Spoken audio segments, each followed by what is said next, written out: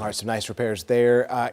Getting into the 50s, even 40s in the mountains now. Yeah, we're seeing those cool nights, so we're starting to finally get some normal, somewhat like mid to late October weather. Today, I mean, it felt cool, but it was actually exactly right on average. Great. Tonight, clear skies. I like to call this like window thermostat season, because you can use the window as your thermostat. If it gets too cold, you just shut it. If it gets a little hot in the house, you just open it up. But it is nice out there, and these crisp, cool mornings are going to give way to some really warm afternoons. So as chilly as it is in the morning, you will not need that sweatshirt or jacket by the afternoon. It could jump 40 degrees in some locations. Late week, cooler. Next week, I'm optimistic, I don't want to jinx it, that we have a legit chance of substantial rain over a couple days, which will help with the drought. There's the lows you'll wake up to in the morning. Just like this morning, some pockets of upper 30s certainly possible, some of those typical cool spots, but generally, let's say 38 to 45 range. And again, the average low is about 48 for this time of year, but tomorrow, going to warm up quickly with that southwest wind, a little bit of a blowtorch out there, and we're going to jump up close to the upper 70s, close to 80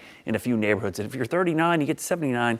It's a 40 degree jump in the afternoon. That's a pretty big jump by the afternoon. We call that a diurnal swing in temperature. There's the cold front. It's mostly dry, so don't count on many showers with it, but the winds will pick up ahead of it and behind it. This will move through fairly quickly. This will reinforce the cool air, especially for Wednesday night into Thursday. And by the end of the week, we'll see these cool nights again in these chilly afternoons. Looking at this front tomorrow, the only thing you'll really notice is probably the wind and maybe a few clouds late in the day. There's the front right there, right around evening.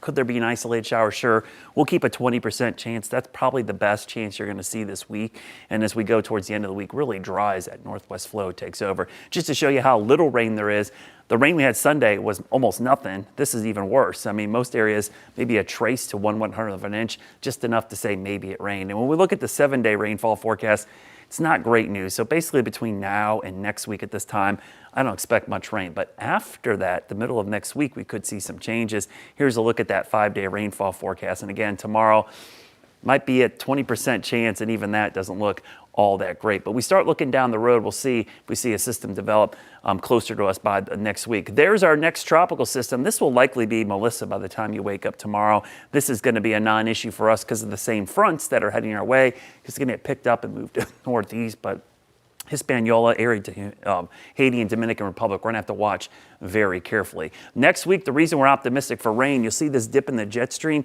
and a big upper low here. This is a setup for some good rain over the southeast with that low heading in and an influx of moisture from the Gulf. This would actually be a really good setup for rain for most of next week. Tomorrow, we'll keep a small chance with that front arriving, but a warm day after a cool start. Your Jerry Hunt Supercenter 7-day forecast. Again, dry weather mostly through the weekend, but next week we start to see some changes developing, and the 10-day forecast shows several days with rain chances into next week.